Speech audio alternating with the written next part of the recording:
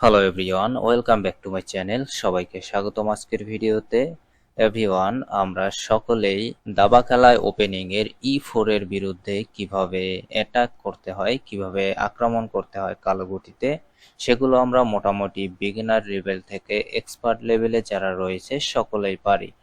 তবে আপনি সাদা গুটি নিয়ে খেলার সময় D5 এর বিরুদ্ধে কিভাবে অ্যাটাক করবেন, এই সিস্টেমগুলো আমরা অনেকেই জানি না। তো আজকের ভিডিওতে আমি আপনাদেরকে D5 এর বিরুদ্ধে এমন কিছু অ্যাটাক দেখাবো যেগুলো দেখলে আপনি অ্যাডভান্স লেভেল এবং এক্সপার্ট লেভেলে থাকা প্লেয়ারদের সাথে আজকের ট্রিক ফলো করলে আপনার জেতার সম্ভাবনা অনেক ক্ষেত্রেই বেশি থাকবে, যদি প্রত্যেকটা মুভ আপনি মনোযোগ সহকারে দেখেন। তো আমরা সচরাচর সাদা গুটি নিয়ে খেলার সময় E4 দিয়ে খেলা শুরু করি। এক্ষেত্রে আমরা খেলা শুরু করব D4 দিয়ে। তো D4 এ দেওয়ার মূল কারণ হলো আপনার প্রতিপক্ষ যাতে E5 এ পন পুশ করতে না পারে, তাহলে আমরা এটাকে ক্যাপচার করে নিব মূলত সেই জন্য, এবং একই সাথে আমাদের কুইনের এই ডায়াগোনালটা ওপেন হয়ে যাবে। তো এই ক্ষেত্রে আপনার অপোনেন্ট কখনোই E5 মুভটা দিবে না, সেও এখানে মুভ করবে D5। D5 দেওয়ার পরে আমরা সচরাচর যে কাজ করে থাকি, নাইট বের করে নিয়ে আসি পনকে অ্যাটাক করার জন্য, পরবর্তী মুভে বিভিন্ন পিস ডেভেলপ করার জন্য। তো আমরা একদমই ডিফারেন্ট কিছু মুভ দেখব, যেগুলো দেখলে হয়তো আপনি এই খেলাগুলো সম্পর্কে ভালো একটা ধারণা পাবেন। এক্ষেত্রে আমরা মুভ দেব E4। E4 দেওয়ার মূল কারণটি হলো এখানে আমাদের এই পনটিতে কোনো প্রকার ডিফেন্ডার নাই, আর ডিফেন্ডার না থাকার কারণে অবশ্যই ব্ল্যাক পনটিকে ক্যাপচার করে নিবে। তো পনটিকে ক্যাপচার করার সাথে সাথে আমরা আমাদের B1 এ থাকা নাইটকে C3 তে নিয়ে এই পনটিকে আক্রমণ করব। তো এই পনটিকে কোনো ডিফেন্ড না থাকার কারণে আপনার প্রতিপক্ষ ব্ল্যাক ও তার নাইটকে বের করে নিয়ে আসবে এই পনটিকে ডিফেন্ড করার জন্য। এখন এখানে ব্ল্যাককে চমকে দিয়ে আমরা আরো একটি পন এখানে স্যাক্রিফাইস করব। পন আমরা F3 তে দিব। এখন যেহেতু এই পনটিতে আর কোনো ডিফেন্ডার নাই, সেক্ষেত্রে ফ্রিতে এই ব্ল্যাক এই পনটিকে অবশ্যই ক্যাপচার করে নেবে।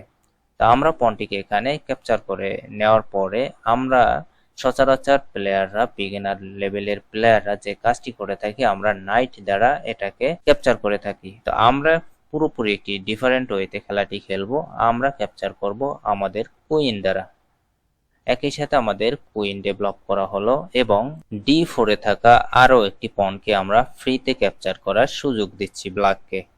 তো অবশ্যই এই পনটিকে ক্যাপচার করবে, যেহেতু এই পনটির কোনো প্রকার কোনো ডিফেন্ডার নেই। তো এই সুযোগে ব্ল্যাক যখন তার কুইন দ্বারা এই পনটিকে ক্যাপচার করে নিবে, আমরা সাথে সাথে তার কুইনকে অ্যাটাক করব বিশপ E3 তে দেওয়ার মাধ্যমে। তো এখানে লজিক্যাল যে মুভটি দিয়ে থাকে ব্ল্যাক, সেটা হলো কুইন B4 এ দেওয়ার মাধ্যমে আমাদের নাইটকে পিন করার পাশাপাশি B2 পনকে অ্যাটাক করে। এই সময়তে আমরা সরাসরি আমাদের রাজার সুরক্ষার জন্য ক্যান্সেল করে নিব। ক্যান্সেল করার পাশাপাশি আমাদের জন্য এই ডায়াগোনালটি D ফাইলটি পুরোপুরি ওপেন হয়ে গিয়েছে, যে জন্য রাজা এই দিকে আসার কোনো প্রকার চান্স পাবে না। এখানে ব্ল্যাক সবচাইতে ম্যাজিক্যাল যে মুভটি দিয়ে থাকে, তার বিশপকে বের করে নিয়ে আসে G4 এ। একই সাথে কুইনের উপরে আক্রমণ। কুইন সরালে আমাদের রুক চলে যাবে। এই মুহূর্তে এসে আপনি কোন মুভটাকে ভালো মনে করেন? আপনি যদি একটি ভালো দাবাড়ু খেলোয়াড় হয়ে থাকেন, এই মুহূর্তে আপনি কোন মুভটি বেস্ট মনে করবেন? ওয়েল, তো আমরা এখানে আমাদের কুইনকে না বাঁচিয়ে আমরা ব্ল্যাককে চমকে দিয়ে আমরা এখানে মুভ দেব নাইট B5 এ। অবাক হচ্ছেন? অবাক হওয়ারই কথা। এখন যদি ব্ল্যাক লোভী হয়ে থাকে এবং আমাদের কুইনকে ক্যাপচার করে, তাহলে চেকমেট হয়ে যাবে। কিভাবে? দেখেন, যদি কুইন ক্যাপচার করে তাহলে আমরা সরাসরি নাইট C7 এ দেওয়ার পরে চেকমেট হয়ে যাবে, কেননা ডি ফাইলটি আমাদের রুক দ্বারা পুরোপুরি ব্লক থাকার কারণে কিংকে মুভ করানোর আর কোনো স্পেস নেই। এই মুহূর্তে এসে ব্ল্যাক যদি আপনার পরিকল্পনাটি বুঝতে পেরে তার কুইনকে A5 এ দেয়, তাহলে কি করবেন? এক্ষেত্রে আপনি যে কাজটি করবেন, আপনি সরাসরি আপনার কুইন দ্বারা B7 থাকা পনকে ক্যাপচার করে নেবেন। একই সাথে সাথে আমরা তাদের রুককে অ্যাটাক করছি এবং আমাদের রুককে স্যাক্রিফাইস করছি। তো এই মুহূর্তে যদি ব্ল্যাক আমাদের রুককে ক্যাপচার করে তাহলে কিন্তু চেকমেট হয়ে যাবে। কিভাবে? চলুন দেখে আসি। যদি এই মুহূর্তে ব্ল্যাক আমাদের রুককে ক্যাপচার করে নেয় তাহলে আমরা কুইনকে জাস্ট C8 বসিয়ে চেকমেট। এরপরে আমরা আসি, যদি এটি বুঝতে পেরে কুইন দিয়ে সাপোর্ট না দিয়ে যদি সে নাইট বের করে নিয়ে আসে সেক্ষেত্রে আমরা কি করব? সেক্ষেত্রে আমাদের মুভটি একই থাকবে। আমরা প্রথমে এখানে আমার পনকে ক্যাপচার করে নিব। B7 এ থাকা পনকে ক্যাপচার করার পাশাপাশি আমরা তাদের রুককে অ্যাটাক করছি। এখানে লজিক্যাল যে মুভটি হয়ে থাকে সেটি হলো এইখানে রুক দ্বারা আমাদের কুইনকে অ্যাটাক করতে পারে। তো এই ক্ষেত্রে আমরা যে মুভটি দিব সব সময় আমরা আমাদের কুইনকে এই মুহূর্তে স্যাক্রিফাইস করে দিব। আমরা প্রথমে আমাদের কুইন দ্বারা রুক ক্যাপচার করে চেক দিব। এখানে চেক ফেরানোর জন্য শুধুমাত্র দুটি উপায় থাকে। একটি হলো তারা বিশপ ব্যাক করে চেকটি ঠেকাতে পারে, সেক্ষেত্রে কোনো লাভ হবে না। আর একটি কাজ থাকে নাইট দ্বারা আমাদের কুইনকে ক্যাপচার। যদি নাইট দ্বারা কুইনকে ক্যাপচার করে আমরা ডিরেক্ট আমাদের নাইট দ্বারা C7 এ থাকা পনকে ক্যাপচার করার পাশাপাশি এখানে চেকমেট করে দিতে পারবো। তো এই ভেরিয়েশনটিও আমাদের শেষ হলো। এই ভেরিয়েশনটিও আমরা দেখলাম, যদি নাইট দ্বারা আমাদের কুইনকে ক্যাপচার করে সেক্ষেত্রে আমরা কিভাবে চেকমেট দেব। এখন আমরা আসি, যদি এটিও বোঝার পরে ব্ল্যাক যদি এখানে কিং এর সামনে থাকা পনকে পুশ করে কিং এর সেফটির জন্য, কিংকে বের করে নিয়ে আসার জন্য, সেক্ষেত্রে আমরা কি করব? এক্ষেত্রে আমরা প্রথমে যে কাজটি করব, আমাদের নাইট দ্বারা C7 এ থাকা পনকে ক্যাপচার করে চেক দিব। রাজার যাওয়ার জন্য একটি মাত্র স্পেস বাকি থাকে E7। তো E7 আসার পরে আমরা এখানে যে লজিক্যাল একটি মুভ দেব সেটা হলো আমাদের কুইন দ্বারা B7 এ থাকা পনকে ক্যাপচার করে নিব। একই সাথে আমরা তাদের কুইনকে অ্যাটাক করছি। কুইনের কোনো ডিফেন্ডার নাই, সেই ক্ষেত্রে কুইন দিয়ে যদি আমাদের কুইনকে ক্যাপচার করে নেয় তাহলে চেকমেট। কিভাবে? জাস্ট আপনি আপনার বিশপকে C5 এ বসিয়ে দেন।